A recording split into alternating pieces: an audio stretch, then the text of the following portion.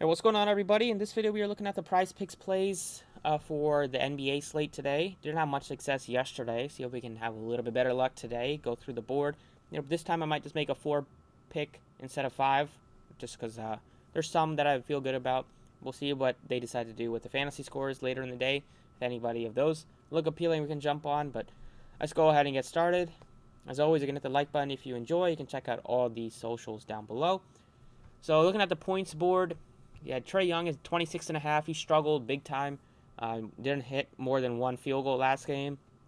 He should look to bounce back, but the Miami Heat are going to make it tough for him. So I don't have great confidence that he'll get us over 26 and a half. I'm staying away from that one. Butler is also a guy that will get you over 20, but sometimes he might just let like Bam score or Lowry score or Hero score. So I don't have great confidence with him. I would lean to the over.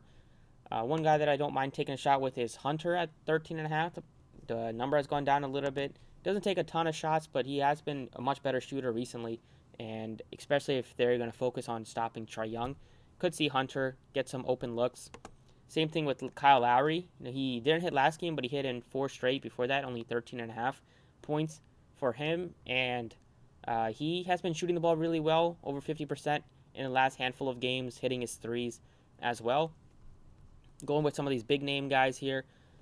John Moran got there, 32 points, 29.5 is a decently high number, but it's the playoffs are at home. They need to win this one. They don't want to go to Minnesota down 2-0, so basically a must win.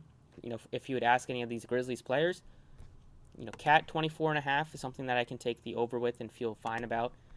We saw Edwards go nuts. We saw Russell not have a good game, so Russell and Edwards, maybe Russell has a better shooting game today. He becomes more aggressive. Edwards maybe lets some other guys go off, but I would take the over on Edwards before I take the over on Russell. And then we have a couple of these Memphis guys here, 18.5 for Bane and 21.5 for Brooks. Brooks is super aggressive. He's going to play big minutes here. 21.5 is a pretty good number for Brooks compared to maybe Bane. Just the fact that Bane is going to be looking to shoot a lot more threes, whereas Brooks will look to drive and get to the free throw line a little bit. So I'm taking the over 21.5 on Dylan Brooks. Jaren Jackson is always risky to play because he's always in foul trouble. So he's somebody that I don't have great confidence with. Unless you want to take the under on him, which has hit recently. Going with Ingram and Booker here.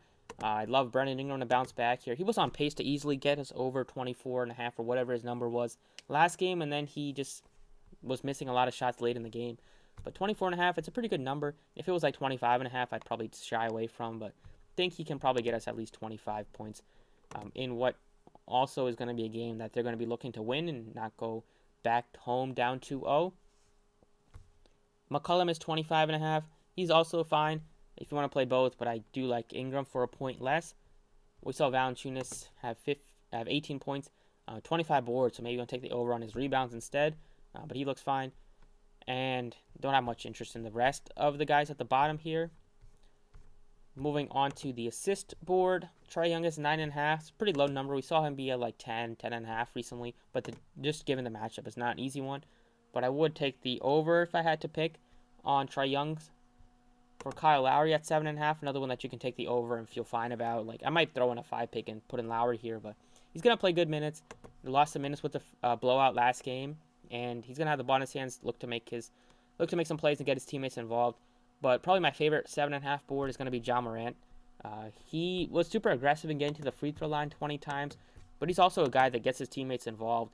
So he's gotten over 7.5, 4 out of 5 games. Should be looking at more minutes than he's usually been playing in those games with what should be a must-win for the team. And it's a great matchup. High scoring total, high scoring game. Should be one that both teams will get up and down the court and make some plays. Other option would be like Booker he played 41 minutes, so you're getting like 40 plus minutes out of Booker, can get you 5 assists. And then same thing with like Chris Paul, if you wanted to be aggressive and take a shot with him, he's gonna flirt with around 10 or more assists every single game in the series with how much of a high scoring game it can be.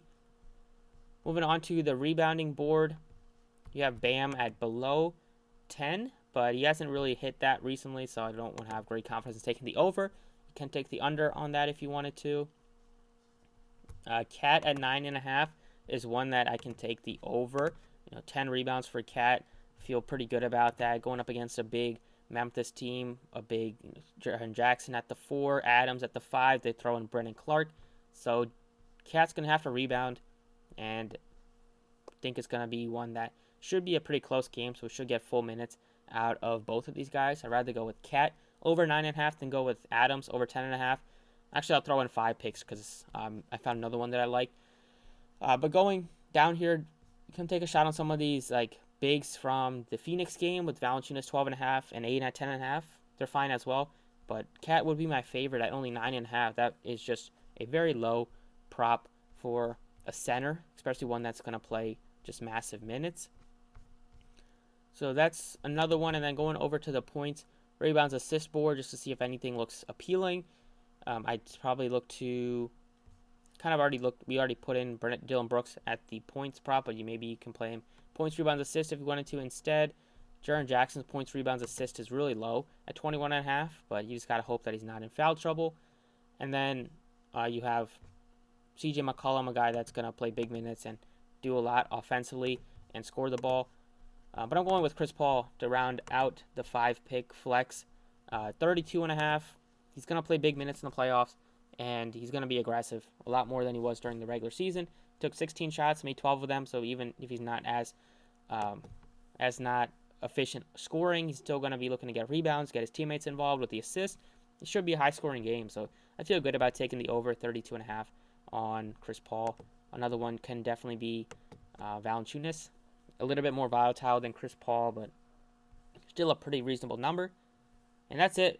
You can put however much you want on this, make some adjustments. If you don't like something, don't play it. But I'm going over 21.5 on Dylan Brooks, over 24.5 points, Brandon Ingram.